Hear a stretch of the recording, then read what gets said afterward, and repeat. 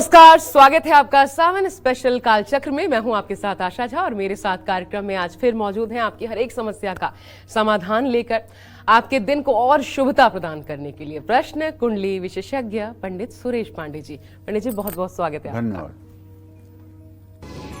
सावन में बेलपत्र से संकट टालेंगे महाकाल। सावन में बेलपत्र से महाफल देंगे महादेव। महावरदान है बेलपत्र के 40 महाउपाय। देखिए सावन स्पेशल कालचक्र।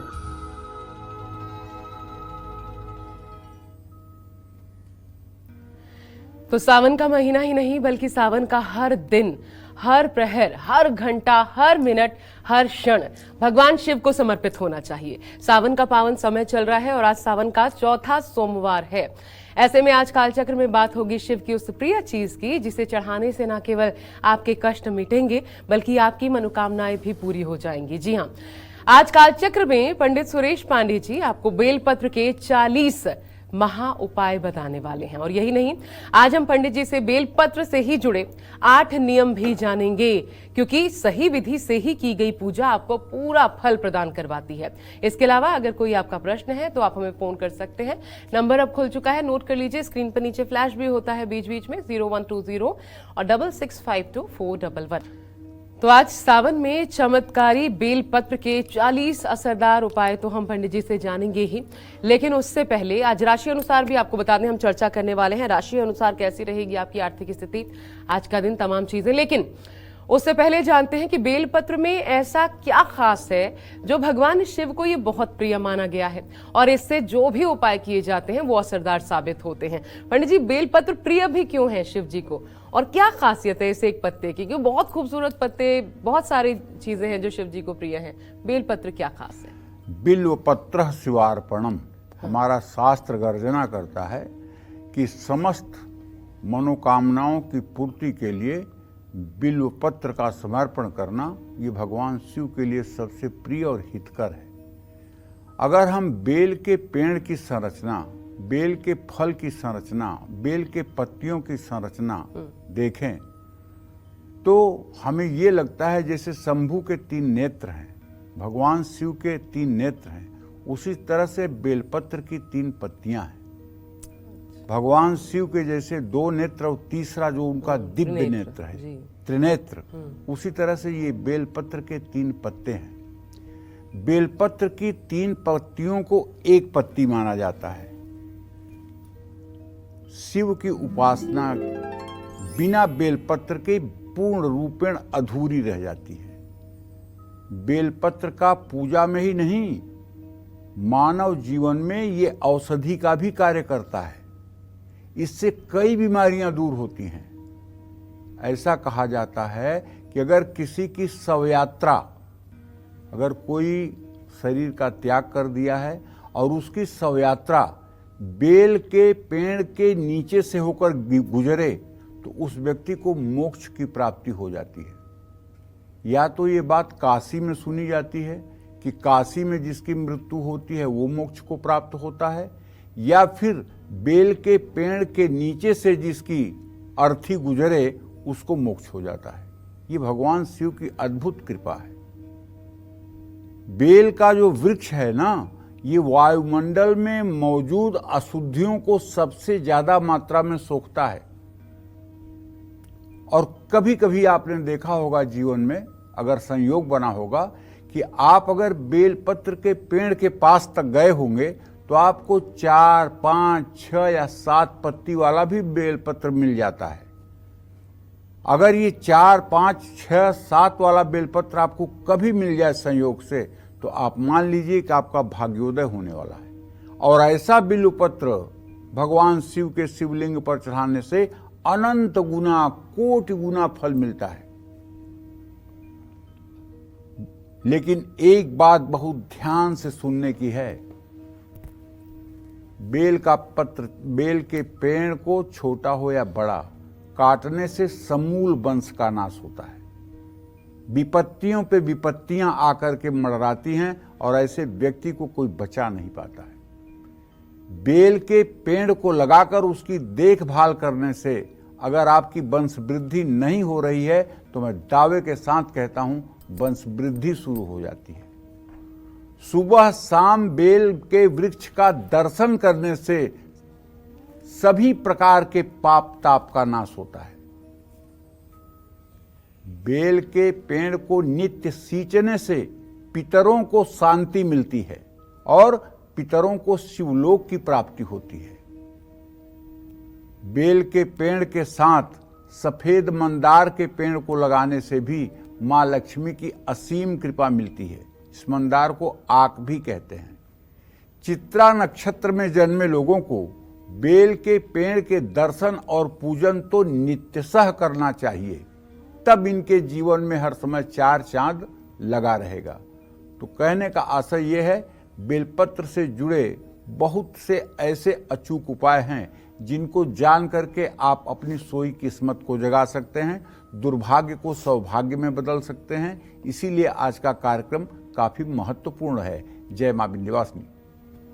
और जब सावन चल रहा है तो ऐसे में बेलपत्र का महत्व और ज्यादा बढ़ जाता है। इससे जुड़े 40 चमत्कारिक उपायों की आज हम विशेषकर बात करने वाले हैं। बहुत गौर से देखिएगा, ध्यान से देखिएगा। लेकिन अब राशियों की चर्चा कर लेते हैं।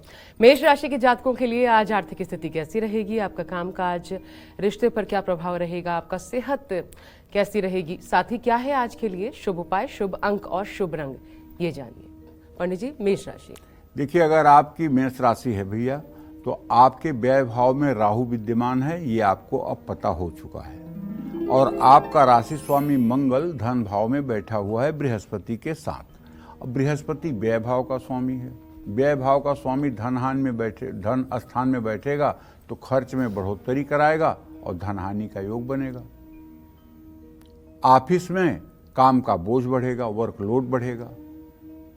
लेकिन एक बात जो मुझे दिखाई दे रही है कि आपके चतुर्थ भाव में अभी सूर्य की जो स्थिति है, इसके आधार पर पारिवारिक उलझनें थोड़ी सी कम होंगी।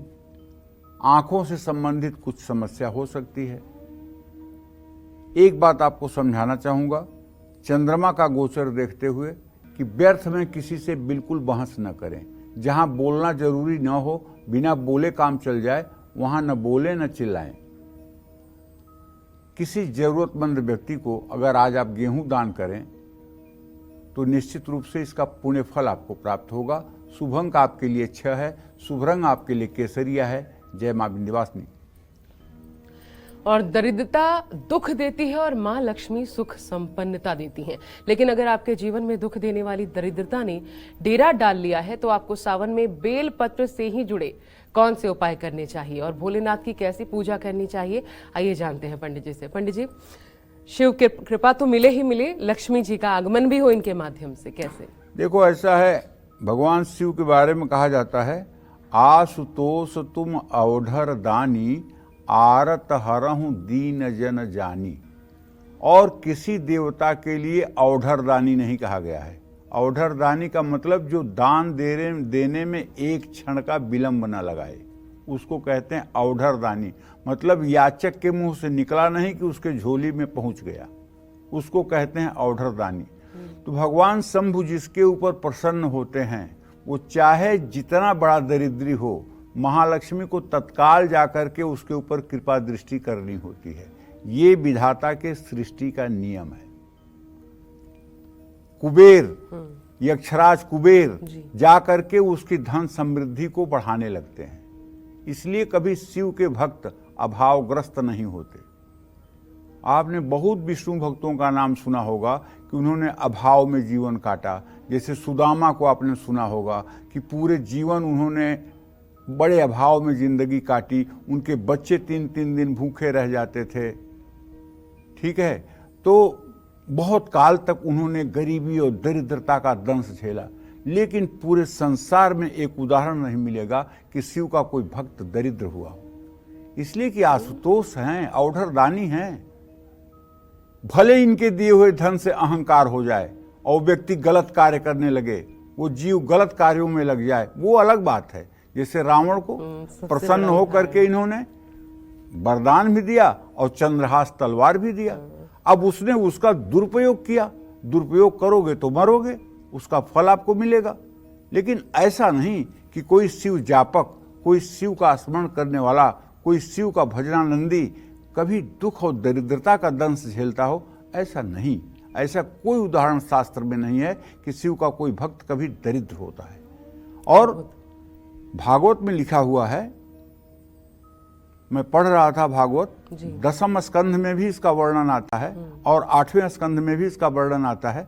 भगवान कहते हैं, श्री हरि विष्णु कहते हैं कि जिसके ऊपर मैं कृपा करता हूं उसकी सबसे पहले मैं लक्ष्मी छीन लेता हूं, उसकी सबसे पहले मैं धन का अपहरण कर लेता हूं। और ये फिर 10वें स्कंद के 22वें अध्याय में कहते हैं कि जिसपे मेरी बड़ी कृपा होती है ना, उसका पहले मैं ऐश्वर्य छीन लेता हूं, उसका मैं पहले ऐश्वर्य छीन लेता हूं। ऐसा क्यों?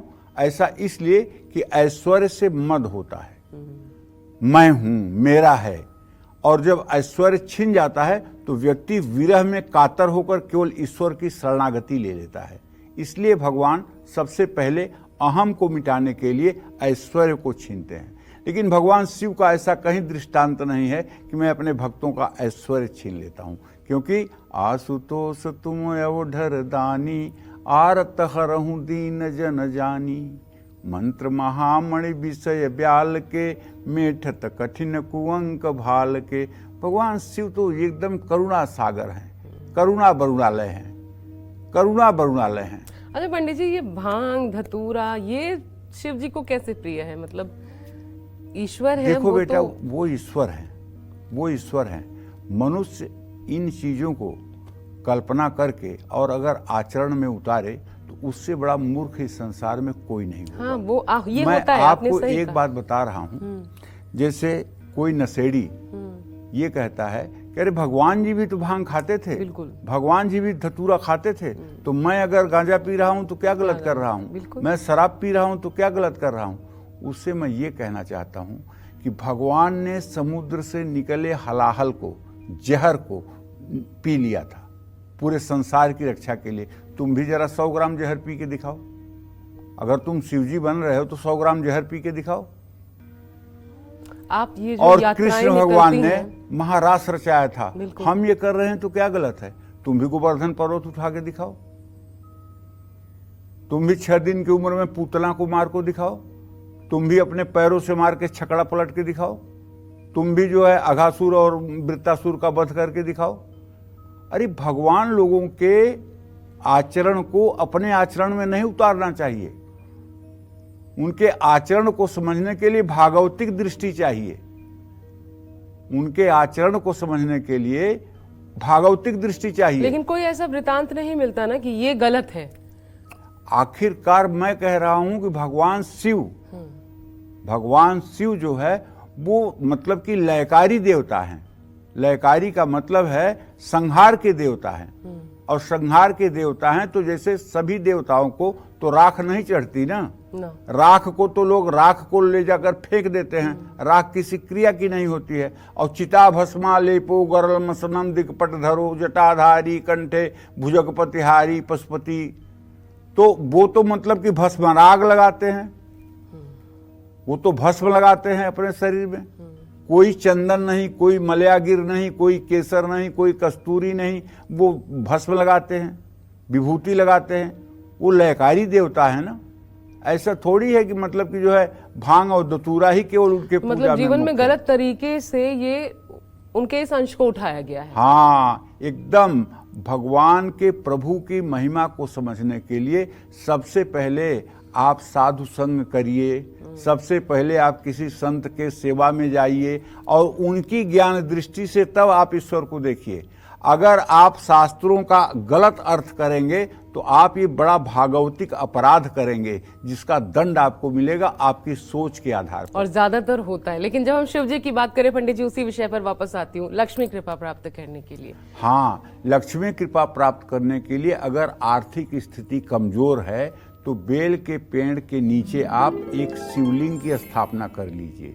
नर्मदेश्वर शिवलिंग अगर आपके पास हो तो उसकी स्थापना कर लीजिए और शिवलिंग का नित्य दूध से रुद्र सूक्त बोलते हुए अभिषेक करिए और 108 3 पत्ती वाले बेलपत्र लेकर के और भगवान शिव के 108 नामों से आप ये मतलब कि बेलपत्र चढ़ाइए। भगवान शिव को खीर का भोग लगाइए और वही खीर छोटे और जरूरतमंद बच्चों को खिला दीजिए। माँ लक्ष्मी को बेलपत्र की माला अर्पित करने से धन के साथ वैभव की भी प्राप्ति होती है, इसमें कोई संदेह नहीं है। जय माँ विंध्यवासिनी। और वृषभ राशि के जातकों के लिए कैसा बीतेगा आज का दिन? आपके लिए क्या है खास उपाय पंडित जी? वृषभ राशि के जातक देखिए, वृषभ राशि में इस समय मंगल और बृहस्पति की स्थिति है। वृषभ राशि का स्वामी चतुर्थ भाव में शुक्र इस समय बुध के साथ विराजमान है। कारोबार में लाभ होने की पूरी संभावना है। अगर आज आप कहीं पैसा लगाना चाहते हैं तो बेफिक्र होकर के लगा दीजिए, लेकिन शेयर और सट्टा में मत लगाइए। सट्टा में अगर लगाएंगे तो हारेंगे पक्का है। ऑफिस में नई जिम्मेदारियां मिल सकती हैं। जीवन साथी से रिश्ता मजबूत होगा। स्वास्थ्य आपका ठीक रहेगा। रोजाना योग प्राणायाम करते रहिए। और हाँ, पैसे के लेन देन में इसलिए कह रहा हूं कि सतर्क रहिए कि आपके धन भाव का स्वामी बुध जो है वो शनि की दृष्टि में है। कहीं न कहीं आप अगर ओवर कॉन्फिडेंस में आकर के पैसे का लेन देन करेंगे तो नुकसान होगा। माँ दुर्गा के मंदिर में घी का दिया जलाएं। और शुभ अंक आपके लिए 9 है। शुभ रंग आपके लिए सफेद है। जय माँ विंध्यवासिनी। कहते हैं कि जीवन साथी अच्छा मिल जाए तो जिंदगी सुकून और आराम से गुजरती है। और अगर आप भी यही चाहते हैं तो आपको कैसे सावन महीने में बेल पत्र से शिव जी की पूजा करनी चाहिए? पंडित जी, शिव को ही तो पूजा जाता है एक अच्छे जीवन साथी के लिए। बेल पत्र से कैसे, कितनी बार उनको चढ़ाया जाना चाहिए? पूरे भारतवर्ष में जहां जरा सा भी धर्म का संस्कार है, वहां कुंवारी लड़कियां सोमवार का व्रत शुरू कर देती हैं। कुंवारी लड़कियां। और सोमवार का व्रत अगर 12 महीने नहीं कर पाती हैं तो सावन में तो 5 सोमवार जरूर करती हैं, जहां तक मेरी दृष्टि गई है, जो मुझे पता है। और इस पूजा का परिणाम होता है कि उन्हें दिव्य चिरंजीवी दीर्घायु पति की प्राप्ति होती है, सुयोग्य पति की प्राप्ति होती है, जिससे उनका जीवन सरलता पूर्वक आगे बढ़ता है। पंडित जी, अगर कुंडली में कुछ दोष होते हैं जिससे शादी में या तो विलंब हो रहा होता है या अच्छा लड़का नहीं मिल रहा, तो भी क्या ये अगर साल भर कोई सोमवार का व्रत रखे, इसी उद्देश्य के साथ उठाए उस व्रत को, तो भी लाभ होता है? बिल्कुल लाभ होगा। सकल अमंगल मेटन हारी, भाव्यु मेट सकहि त्रिपुरारी। अगर जन्म कुंडली बिना देखे ही विवाह हो गया है, बिना जन्म कुंडली के मिलान के विवाह हो गया है, ठीक है, और पति किसी कारण से अस्वस्थ हो गया या पति दुर्घटनाग्रस्त हो गया या उसके जीवन को कोई नुकसान पहुंचने वाला है, यदि उसकी साध्वी पत्नी भगवान शिव का आश्रय लेकर के और ओम हौम जूम शह माम पतिम पालय पालय शह जूम हौम ओम, इस मंत्र का 10 माला नित्य किसी शिवलिंग के पास बैठकर जप करने लगे और 108 3 पत्ती वाले बेलपत्र महामृत्युंजय मंत्र बोलते हुए शिवजी पर चढ़ाने लगे, तो मैं दावे के साथ कह सकता हूँ 40 दिनों के अंदर उसका पति पूर्ण रूपेण चिरंजीव और दीर्घायु हो जाएगा। इसमें कोई संदेह की गुंजाइश है नहीं एक पैसे, क्योंकि मंत्र महामणि विषय ब्याल के मेटत कठिन कुअंक भाल के। भगवान शिव में वो सामर्थ्य है जो बिना किसी बहुमत के अपना कानून लगा सकते हैं। किसी योग्य पंडित से भी करवाया जा सकता है? किसी योग्य पंडित से करवाया जा सकता है, लेकिन उसमें यजमान की उपस्थिति तो आवश्यक है। पंडित केवल मंत्र बोल सकता है, लेकिन आपके ही हाथ शिवलिंग तक जाने चाहिए, उसका ही फल मिलता है, निश्चित रूप से उसका ही फल मिलता है। जय मां विंध्यवासिनी। तो बेलपत्र से नियम पंडित जी, से जीवन साथी के लिए भी बता दें। तो शादी में अगर देरी हो रही है या मनचाहा जीवन साथी नहीं मिल रहा है तो 108 बेलपत्र चंदन घोल कर उस पर राम राम लिखें। चंदन से राम राम कैसे लिखेंगे? लाल चंदन पत्थर पर घिस लीजिए और उसको एक कटोरी में रख लीजिए और एक चमेली की कलम ले लीजिए या बेलपत्र की एक पतली सी डाली ले लीजिए, उसकी कलम बना लीजिए और उससे तीनों पत्तियों पे राम राम लिखिए। राम राम लिख करके तीनों पत्तियों पे, जब 108 तीनों पत्तियों पे राम राम लिख जाए तो उसको मतलब कि चंदन का इत्र छिड़क करके सुवासित कर दीजिए और वो सारे बेलपत्रों को क्रमशः उठाकर ओम नमः शिवाय का मंत्र जप करते हुए और आप शिव पार्वती के मंदिर में एक एक करके और उसे शिवलिंग पर अर्पित करते जाइए श्रद्धापूर्वक। निश्चित रूप से आपका विवाह चिरंजीवी दीर्घायु सत्कर्म में रत वर के साथ होगा, इसमें कोई संदेह नहीं है। जय मां विंध्यवासिनी। आगे कुछ और ऐसे महा उपाय और अचूक उपाय पंडित जी आपको बताएंगे, लेकिन उससे पहले मिथुन राशि के जातकों के लिए आज का राशिफल पंडित जी। देखिए, मिथुन राशि के जातकों को बताना चाहूंगा कि आपका राशि स्वामी बुध शुक्र के साथ इस समय तृतीय भाव में गोचर कर रहा है। आपके व्यय भाव में मंगल और बृहस्पति है, धन भाव में सूर्य है। ऐसी परिस्थितियों को देखते हुए किसी पुराने निवेश से धन लाभ की संभावना बनी हुई है। काम से जुड़ी यात्रा भी आपको करनी पड़ सकती है और पुराने दोस्तों से मुलाकात भी हो सकती है। गलत खान पान स्वास्थ्य को बिगाड़ सकते हैं। जल्दबाजी में कोई बड़ा फैसला न लें। माँ लक्ष्मी को चावल का खीर अर्पित करें। शुभ अंक आपके लिए 5 है। शुभ रंग आपके लिए ग्रे है। जय मां विंध्यवासिनी। और अगर आप हैं कर्क राशि के जातक और जानना चाहते हैं कैसा रहेगा आज का आपका दिन, कैसे बनेंगे आपके सारे काम, तो आपके लिए अब जानते हैं पंडित जी कर्क राशि के जातकों के लिए कैसा है ग्रह गोचर। देखिए, कर्क राशि के जातकों को बताना चाहूंगा कि आज का आपका ट्रांजिट ये है कि आपके राशि में इस समय सूर्यदेव की स्थिति बनी हुई है, जो इस समय 25 डिग्री 45 कला पर हैं, और आपके राशि स्वामी चंद्रदेव इस समय तुला राशि में 20 डिग्री पर गोचर कर रहे हैं। देखिए, चतुर्थ भाव में राजस्वामी होने से पैतृक संपत्ति मिलने का योग बनता है, और अगर आप नौकरी करते हैं तो पूरे दिन आज आपकी व्यस्तता बनी रहेगी। लेकिन आपके तृतीय भाव को अगर देखा जाए केतु की स्थिति के कारण, तो छोटे भाई से कुछ मतभेद हो सकता है। सिरदर्द आपको परेशान कर सकता है। शेयर बाजार में निवेश आज आपको नहीं करना चाहिए। गाय को रोटी खिलानी चाहिए। शुभ अंक आपके लिए 4 है। शुभ रंग आपके लिए नीला है। जय मां विंध्यवासिनी। सावन का पावन समय चल रहा है और ऐसे में हम बात कर रहे हैं बेलपत्र के 40 चमत्कारी उपायों की। वो बेलपत्र जिसको सावन में शिवलिंग पर चढ़ाकर भगवान शिव से सुख शांति की कामना हम और आप अपने देश और समाज के लिए भी कर सकते हैं। चलिए अपनी इसी चर्चा को आगे बढ़ाते हैं और पंडित जी से जानते हैं बेलपत्र के उन उपायों के बारे में जिनको करने से सेहत सुधरती है, बीमारियां दूर रहती हैं, और अगर किसी को कोई गंभीर बीमारी है तो उसमें भी बेलपत्र के उपाय करने से आराम मिल जाता है। पंडित जी, सेहत को लेकर के बेलपत्र कैसे लाभ पहुंचाता है, किस प्रकार की पूजा बेलपत्र से लाभ पहुंचाती है? देखिए, सेहत अगर बार बार खराब हो रही है तो 108 बेलपत्र लें और उसको खूब अच्छे से धो करके एक बड़ी सी पीतल या कांसे की थाली में रख करके उसके ऊपर चंदन का इत्र छिड़क करके और ओम हौम जूम शह ये मंत्र बोलते हुए, चतुराक्षरी मृत्युंजय मंत्र है ये, क्या है? चतुराक्षरी मृत्युंजय मंत्र ओम हौम जूम शह बोलते हुए शिवलिंग पर चढ़ाते जाइए। एक हाथ से जल गिराते रहिए, दूसरे हाथ से बेलपत्र चढ़ाते रहिए। दाहिने हाथ से बेलपत्र चढ़ाइए, बाएं हाथ से जल गिराते रहिए। या आपकी धर्म पत्नी अगर आपके साथ पूजा में है तो आप अपनी धर्म पत्नी से बिल्वपत्र चढ़वाएं और आप स्वयं जो है श्रृंगी लेकर के उसके जल का जो जल है वो आप शिवलिंग पर चढ़ाएं। शरीर की सारी नकारात्मक ऊर्जा खत्म हो जाएगी। सकारात्मक ऊर्जा के प्रभाव से सेहत अच्छी रहेगी।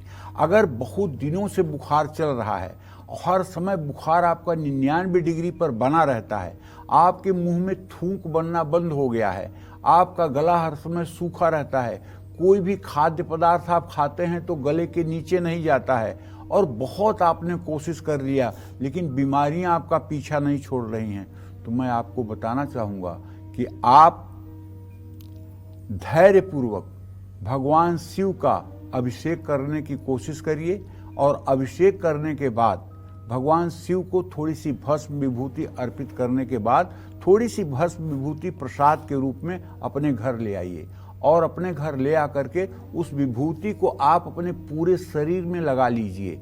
ये उपाय आप लगातार 40 दिनों तक करिए।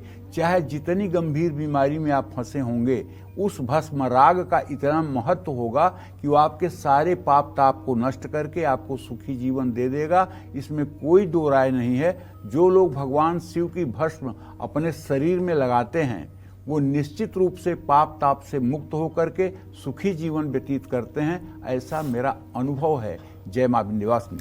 एक छोटी सी चीज पंडित जी और मैं जानना चाहती हूँ, पूजा करते समय कितना आवश्यक है हर दिन? क्योंकि हम सब पूजा करते हैं, अपने उद्देश्यों के साथ करते हैं, भगवान से कुछ मांगते हैं, लेकिन समाज के कल्याण की कामना या विश्व के कल्याण की कामना करते हुए हर दिन पूजा में ये कितना महत्व रखता है कि एक अंश उसका भी होना चाहिए? देखो, ऐसा है, सनातन धर्म जो है वो तो मतलब विश्व कल्याण की ही भावना करता है। हमारे यहाँ का पहला ही मंत्र है, सर्वे भवन्तु सुखिनः, सर्वे सन्तु निरामया, सर्वे भद्राणि पश्यन्तु माँ कश्चित् दुख भाग भवेत्। सर्वे भवन्तु सुखिनः, सभी लोग सुखी हों। तो मतलब कि हमारे यहाँ तो परहित को ही सबसे बड़ा धर्म माना गया है। वो स्वामी तुलसीदास जी लिखते हैं, परहित सरिस धर्म नहीं भाई, पर पीड़ा सम नहीं अधमाई। तो जो सचमुच में भगवत भक्त होता है वह पूरे विश्व के कल्याण की कामना करता है, केवल देश की कामना नहीं करता है, पूरे विश्व के कल्याण की कामना करता है। 750 जो करोड़ की आबादी है पूरे विश्व की, उसमें सब में अपने प्रभु को देखता है। कहूँ कहाँ जहाँ प्रभु नहीं, ऐसी कौन सी जगह इस दुनिया में है जहाँ भगवान न हो? तो समस्त जीवों में भगवान ही हैं। मैंने ये प्रश्न इसलिए पूछा पंडित जी आपसे कई बार, क्योंकि आजकल देश दुनिया में जो कुछ चल रहा है, तो वो जो मारकाट है, जो पाप है, वो देखकर बहुत लोगों का दिल दुखता है। वो कुछ कर नहीं सकते यहाँ बैठे, लेकिन बहुत ज्यादा जी दुखता है।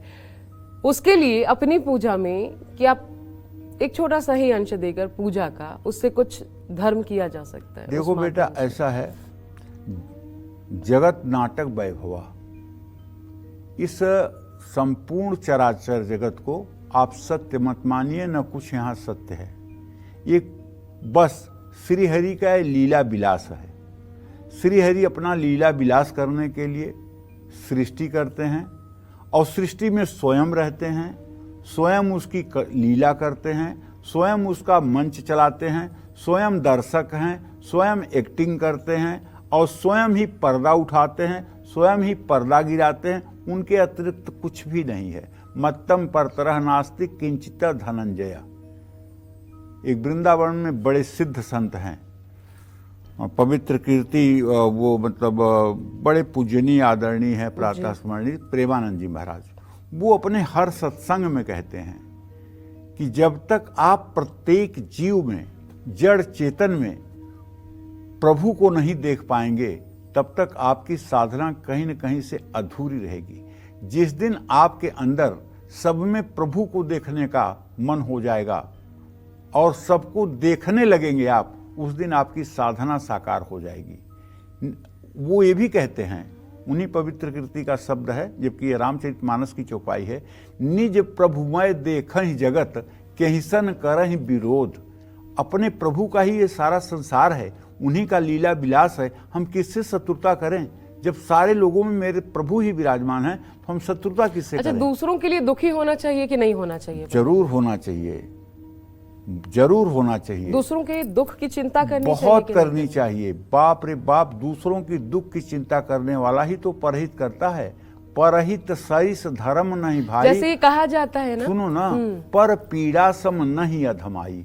दूसरे को दुख देना, दूसरे के दुख को देखकर खुश होना, ये बहुत बड़ा अधम कार्य है। ये बहुत बड़ा अधम कार्य है।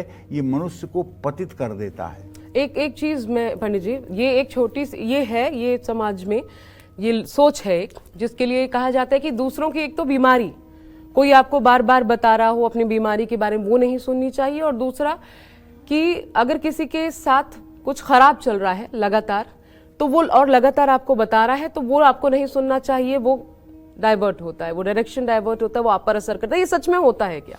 देखो बेटा, ईश्वर के प्राप्ति के अंतर्गत अगर आप ईश्वर की प्राप्ति के लिए कदम बढ़ा रहे हैं, तो 5 चीजें बहुत ज्यादा नुकसानदायक हैं। हाँ।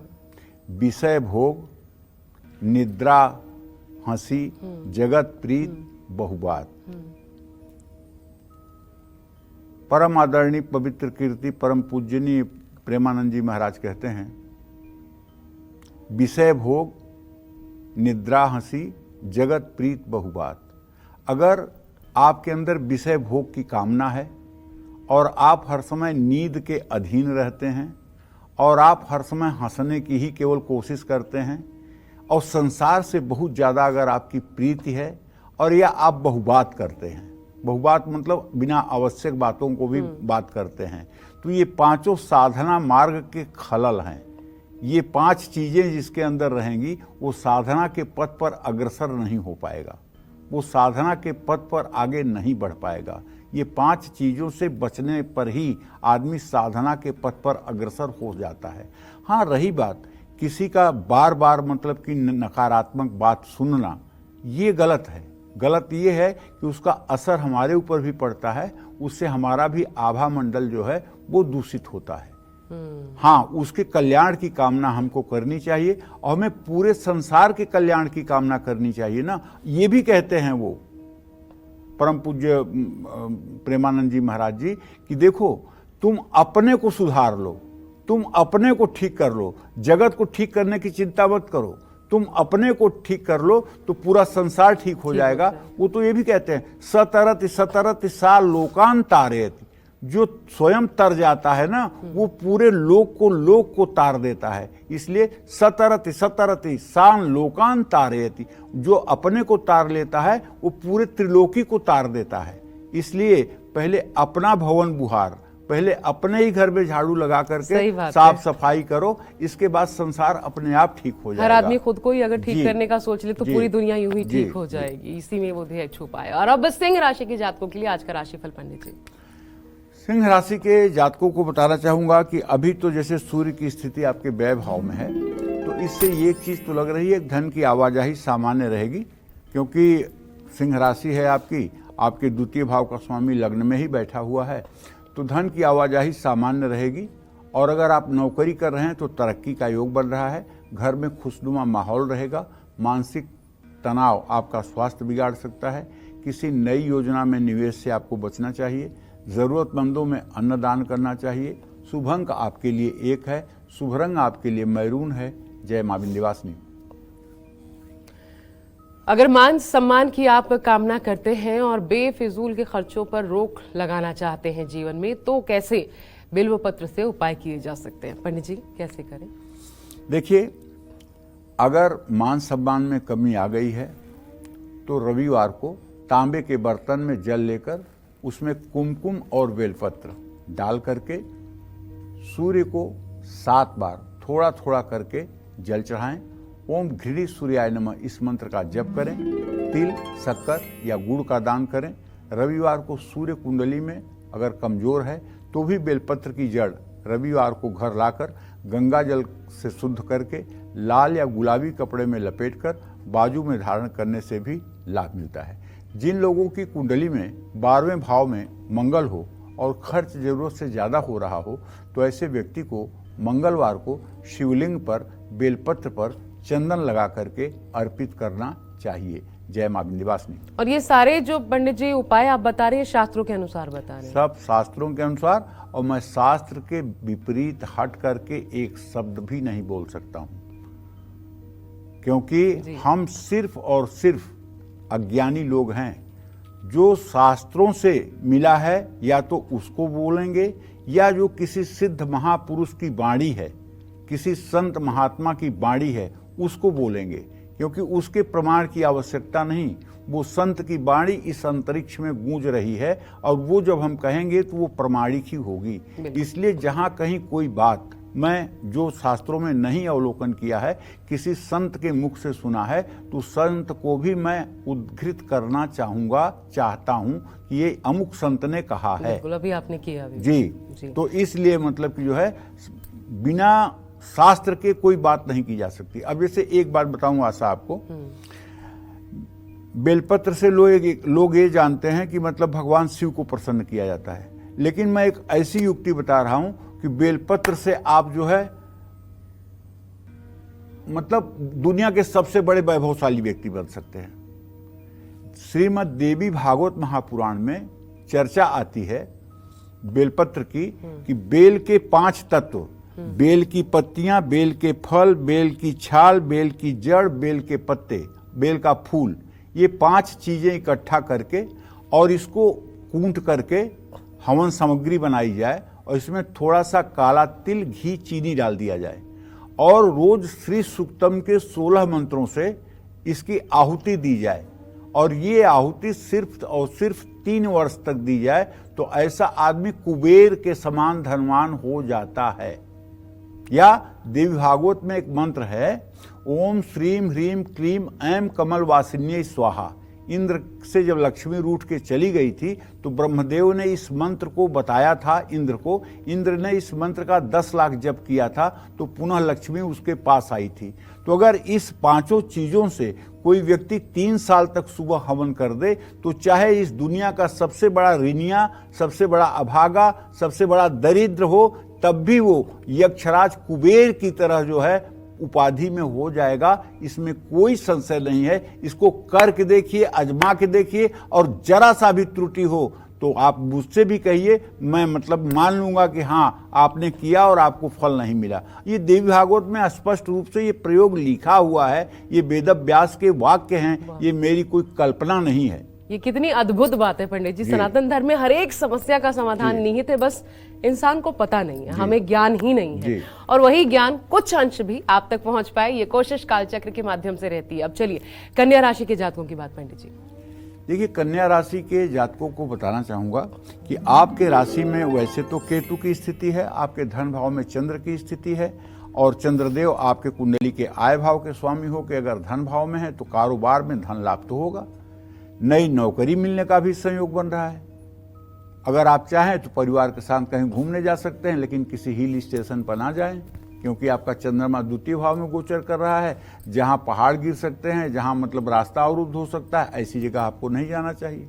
चोट लगने की संभावना है, इसलिए सतर्क भी रहना चाहिए। उधार के लेन देन से आज बचना चाहिए। गणेश जी को पीले फूल अर्पित करना चाहिए। शुभ अंक आपके लिए 3 है, शुभ रंग आपके लिए गुलाबी है। जय मां विंध्यवासिनी। और क्या बेलपत्र कानूनी अड़चनों में भी फंसे व्यक्ति को बाहर निकाल सकता है? अगर ऐसा है तो कैसे, क्या ये संभव है पंडित जी? बिल्कुल संभव है। भगवान शिव की आराधना से इस चराचर जगत में कुछ असंभव है ही नहीं है। भगवान शिव की आराधना से इस चराचर जगत में कुछ भी असंभव नहीं है, कुछ भी असाध्य नहीं है। रामचरितमानस के उत्तरकांड में राम राज्याभिषेक का वर्णन है, जिसमें राज्याभिषेक के समय श्री शिव जी ने श्री राम जी की स्तुति की है। उसका पाठ करें हर रोज सुबह। श्री राम स्तुति का पाठ करने के बाद शिवलिंग पर बेलपत्र चढ़ाने से कानूनी मामलों में राहत मिलेगी और विवाद अपने आप दूर हो जाएगा। आप जानते हैं, चाहे जितनी बड़ी शत्रु चिंता हो, सहस्रा बाहु की तरह आपका शत्रु हो और आपको लगता है कि कल आप जरूर मारे जाओगे, इसमें कोई दो राय नहीं है। अगर ऐसी परिस्थिति उत्पन्न हो जाए जब आपको लगे कि अब आपका जीवन जीना बहुत मुश्किल है, आप शत्रु के हाथ से संहार हो जाएंगे, तो आपको एक मिट्टी का पार्थिव शिवलिंग बना करके और किसी विद्वान को बुला करके रुद्राष्टाध्यायी का पाठ कराते हुए सरसों के तेल से अभिषेक कर दीजिए शिवलिंग का। लेकिन मिट्टी के शिवलिंग का करिएगा, ये बात ध्यान रखिएगा। और अगर शत्रु चिंता नहीं है, शत्रु को नुकसान पहुंचाने के लिए आप ऐसा करेंगे तो उल्टा आप ही फंसेंगे, मैं नहीं फंसूंगा, मैं साफ साफ कह दे रहा हूं। लेकिन अगर आपको ये लगता है कि नहीं, अगर मैं नहीं करूंगा तो दुश्मन मुझे मार देगा, तो आपको करना चाहिए। और उसी के तत्काल तत्क्षण बाद आपको पता चलेगा कि आपका शत्रु आपके सामने शरणागत हो जाएगा और आपका बाल बांका नहीं कर पाएगा। भगवान शिव आपकी रक्षा करेंगे, इसमें बिल्कुल संदेह नहीं है। लेकिन एक बात अच्छी तरह से जान लीजिएगा कि राक्षस भी तपस्या करते थे और देवता, मुनि, ऋषि भी तपस्या करते थे। राक्षसों ने तपस्या करके जब वरदान प्राप्त किया तो उसे अनीति और अत्याचार करके पूरे विश्व का विध्वंस किया, और देवताओं ने और ऋषियों मुनियों ने जो तपस्या की उससे सृष्टि का कल्याण किया। तो बात यह है कि अधिकार मिलने के बाद जो दुष्ट है वो समाज को दुख देगा, और अधिकार मिलने के बाद जो सज्जन है वो समाज का सत्कार करेगा, समाज की सेवा करेगा। अब आप दुष्ट हैं कि आप सज्जन हैं, ये देख लीजिए। अगर आप सज्जन हैं तो सरसों के तेल से अभिषेक तभी करिएगा जब आपको मृत्यु तुल्य कष्ट की संभावना दिखाई पड़ रही हो। ऐसा नहीं कि जरा सा किसी से वाद विवाद हो गया तो आप प्रयोग करने चल दिए, नहीं। पहली बात तो हमारे अंदर सहनशीलता होनी चाहिए। सहनशीलता है और बस प्रभु हो सकता है हमारी परीक्षा ले रहे हों, कोई हमें कुछ अशुभ बोल रहा है तो प्रभु हो सकता है मेरी परीक्षा ले रहे हैं। हमें सह जाना चाहिए, प्रतिकार नहीं करना चाहिए। जय मां विंध्यवासिनी। ऐसी अद्भुत जानकारियां आगे भी पंडित जी से हम जानेंगे, लेकिन फिलहाल वक्त तुला राशि के जातकों का हो चला है पंडित जी, इनके लिए जी, बताइए। तुला राशि में इस समय चंद्रदेव गोचर कर रहे हैं और दसम भाव में सूर्य की स्थिति है। तो ऐसे में मैं कहना चाहूँगा कि अगर आप शेयर बाजार का काम करते हैं, आपको नॉलेज है, तो शेयर बाजार में आज आपको अच्छे रिटर्न मिल सकते हैं। ऑफिस में अधिकारियों से वाद विवाद मत करिए भाई, आपका शांत स्वभाव रिश्ता टूटने से बचा सकता है। घुटने का दर्द आपको परेशान कर सकता है। ऑनलाइन पेमेंट ध्यान से करें। माता पिता का आशीर्वाद लेकर घर से निकलें। शुभ अंक आपके लिए 2 है, शुभ रंग आपके लिए फिरोजा है। जय मां विंध्यवासिनी। और अगर आपके जीवन में दरिद्रता है, इसके अलावा अगर विरोधी आपको परेशान कर रहे हैं, ये 2 चीजें जिसके जीवन में हो, फिर उस व्यक्ति की किस्मत खराब होने से कोई भी रोक नहीं सकता। लेकिन क्या चमत्कारी और शिव को प्रिय बेलपत्र इन दोनों ही परेशानियों में घिरे व्यक्ति की नैया पार लगा सकता है? एक का उपाय तो पंडित जी आपने बताया, हाँ, लेकिन दरिद्रता भी दोनों ही हालांकि बताए, लेकिन दोनों ही चीजों पर छोटा कोई उपाय बता दीजिए जो आसानी से किया जा सके, जिसके लिए बहुत कठिन परिश्रम ना करना पड़े। चुटकी बजाते हुए दरिद्रता भगवान शिव की कृपा से दूर होती है। चुटकी बजाते हुए, जितना देर चुटकी बजाने में लगेगा, इतने देर में भगवान शिव आपकी दरिद्रता को दूर कर देंगे। बस आपको एक काम करना है कि आप अपने घर में जबलपुर जाइए, वहाँ भेड़ा घाट है, वहाँ नर्मदा जी में प्रवेश करिए, कमर के बराबर, नाभि के बराबर जल में एक डुबकी लगाइए, आपके हाथ में एक शिवलिंग आ जाएगा, पक्का आ जाएगा। और उस शिवलिंग के हिसाब से उसका अर्घा बनवा करके उसे अपने घर में स्थापित कर लीजिए और हर रोज आप उनकी पूजा करिए, अभिषेक करिए, बेलपत्र चढ़ाइए। इससे माँ लक्ष्मी की हर समय कृपा आपके घर पे रहेगी। और भगवान शिव पे काले तिल भी आप अर्पित कर सकते हैं, इससे शनि का भी बुरा प्रभाव समाप्त हो जाएगा। और अगर शिवलिंग पर पंचामृत से अभिषेक करेंगे तो सौभाग्यशाली संतान की प्राप्ति होगी। हाँ, फिर से एक बार बता रहा हूँ, सरसों का तेल अर्पित करने से शत्रु का नाश होता है, लेकिन ये निष्प्रयोज्य नहीं करना चाहिए। इसका करने का मतलब कि फल खराब भी हो सकता है, इसलिए इसको तभी करना चाहिए जब एकदम मरणकालीन संकट हो, तब इसका प्रयोग करना चाहिए। प्रयोग तो ऐसा है ना, जैसे ब्रह्मास्त्र चलता है तो उसको कोई रोक नहीं सकता, भगवान का चक्र सुदर्शन चलता है तो बिना मारे किसी को छोड़ता नहीं है, उसी तरह से ये भी सरसों के तेल का अभिषेक भी अपना असर दिखाता है। जय मां विंध्यवासिनी। और जल्दी से आप जान लेते हैं पंडित जी वृश्चिक राशि के जातकों के लिए आज के दिन का हाल। देखिए, वृश्चिक राशि के जातकों को ये बताना चाहता हूं कि आपका राशि स्वामी मंगल इस समय सप्तम भाव में बैठकर आपके राशि पर दृष्टि दे रहा है। अचानक धन लाभ का योग बनेगा, किसी बड़े प्रोजेक्ट में सफलता मिलेगी, बड़े भाई से बिगड़े रिश्ते सुधरेंगे, बिगड़ते स्वास्थ्य पर ध्यान दीजिए, योग प्राणायाम करिए, व्यर्थ के बाद विवाद से बचिए, मजदूरों को खाना खिलाइए। शुभ अंक आपके लिए 8 है, शुभ रंग आपके लिए नारंगी है। जय मां विंध्यवासिनी। और चलिए अब जल्दी से जानते हैं कि आज धनु राशि वालों पर ग्रहों की चाल का क्या असर पड़ने वाला है, दिन कैसा बीतेगा पंडित जी? देखिए, धनु राशि की स्थिति ये है कि धनु राशि का स्वामी बृहस्पति इस समय वृषभ राशि में है। आमदनी से ज़्यादा खर्च होगा पक्का। ऑफिस में अधिकारियों से बेवजह विवाद भी हो सकता है। परिवार के साथ घूमने का प्लान बनेगा। पाचन से जुड़ी समस्या हो सकती है। आज प्रॉपर्टी में निवेश करने से बचिए। बजरंग बाण का पाठ करिए। शुभ अंक आपके लिए 6 है, शुभ रंग आपके लिए आसमानी है। जय मां विंध्यवासिनी। और मकर राशि के अगर आप जातक हैं तो आज आपका दिन कैसा बीतेगा और क्या कहते हैं आपके ग्रह गोचर? पंडित जी इनके सितारे क्या कहते हैं? देखिए, मकर राशि के जातकों को बताना चाहूँगा कि शनिदेव इस समय कुंभ राशि में आपके द्वितीय भाव में गोचर कर रहे हैं। संपत्ति से जुड़ा कोई नुकसान हो सकता है। नौकरी में स्थानांतरण का योग बन रहा है। बच्चों से लेकिन शुभ समाचार मिलेगा। अच्छे स्वास्थ्य के लिए बाहरी खान पान से बचिए। जिद्दी स्वभाव आपको नुकसान करा सकता है। शिवलिंग पर जलाभिषेक जरूर करिए। शुभ अंक आपके लिए 7 है, शुभ रंग आपके लिए हरा है। जय मां विंध्यवासिनी। और कुंभ राशि के जातकों के लिए कैसे बनेंगे आज आपके सभी काम, आपका भाग्य कितना मजबूत? पंडित जी इनके लिए क्या बताएं? शनिदेव की आपके राशि में स्थिति है, राहु आपके द्वितीय भाव में है, तो कारोबारी पार्टनर से आपको धन लाभ होगा। ऑफिस में दिन अच्छा व्यतीत होगा। परिवार का साथ आपको आगे बढ़ाएगा। ज़्यादा गुस्सा स्वास्थ्य बिगाड़ सकता है। गाड़ी चलाते समय सतर्क रहें। गुड़ का दान करें। शुभ अंक आपके लिए 4 है। शुभ रंग आपके लिए पीला है। जय मां विंध्यवासिनी।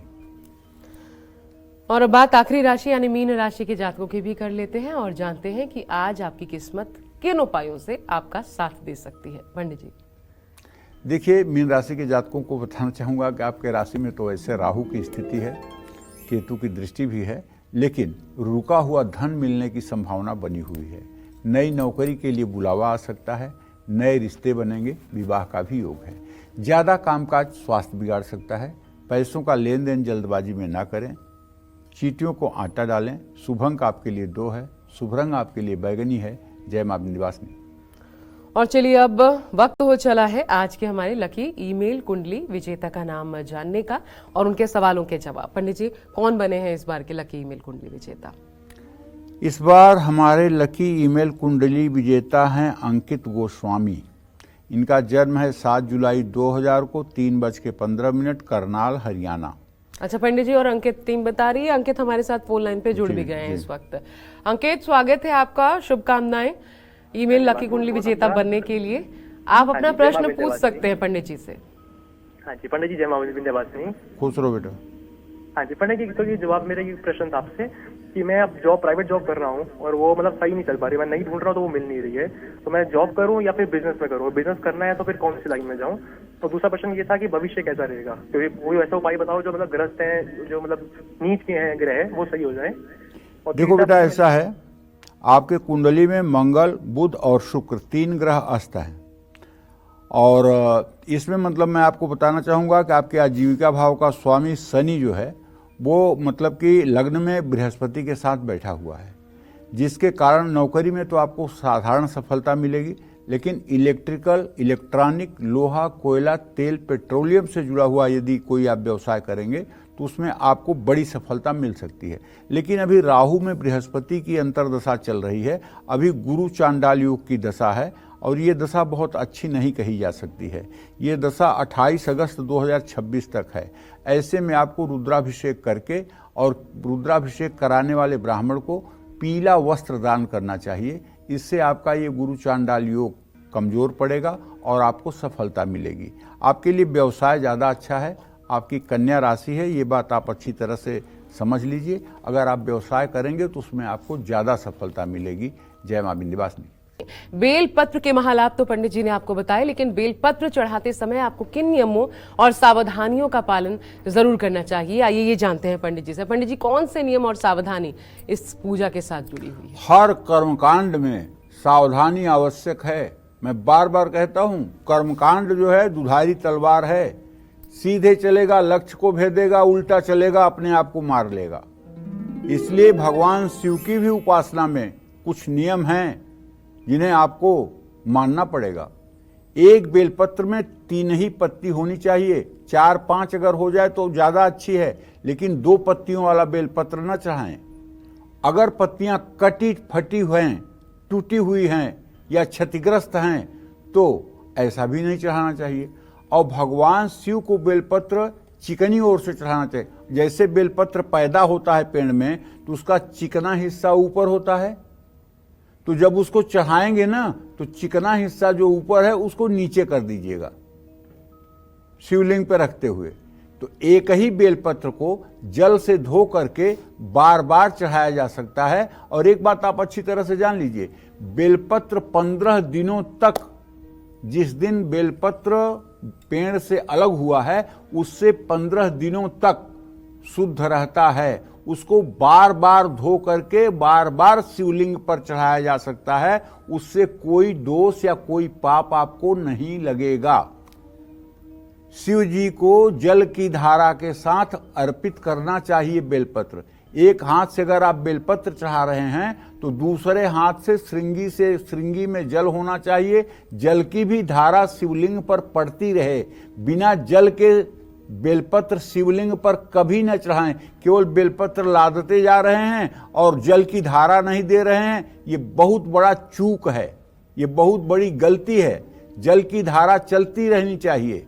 चतुर्थी, अष्टमी, नवमी, चतुर्दशी और अमावस्या तिथियों को या संक्रांति के समय बेल का पत्ता नहीं तोड़ना चाहिए। बेल के पेड़ की टहनी नहीं तोड़नी चाहिए, सिर्फ पत्ते ही तोड़ने चाहिए। ये बात बहुत ही ध्यान रखने के योग्य है। और हाँ, जिन लोगों ने अपने घर में कोई शिवलिंग रख रखा है और आप घर से बाहर 2-4 दिनों के लिए जा रहे हैं, अब आप बताओ शिव जी को ऐसे छोड़ के आप जाओगे? इसका महापाप किसको लगेगा? इसके लिए आपको बता रहा हूं, या तो खूब बेलपत्र लेकर के, बेलपत्र से शिव जी की पूजा करके और बेलपत्र से ढक करके आप चले जाएं, या दूसरा उपाय यह है चांदी के बेलपत्र बनवाएं जिस पे राम राम लिखा हो, और वो बेलपत्र आप जो है शिवलिंग पर अर्पित करके और कहीं बाहर कुछ दिनों के लिए जा सकते हैं। जय मां विंध्यवासिनी। पंडित जी बहुत बहुत धन्यवाद आपका इस खूबसूरत चर्चा के लिए। उम्मीद करते हैं आज का विषय आपको पसंद आया होगा। कल नए विषय के साथ आपके सामने होंगे। फिलहाल पूरी टीम को आज्ञा दीजिए। नमस्कार।